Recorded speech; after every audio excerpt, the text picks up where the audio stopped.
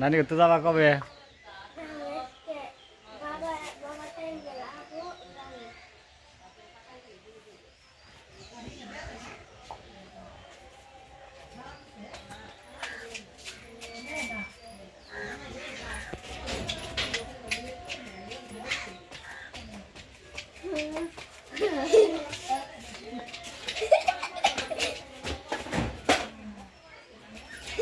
বাবু খেলাই তাই বাবুই তো কি বড় হয়েছে।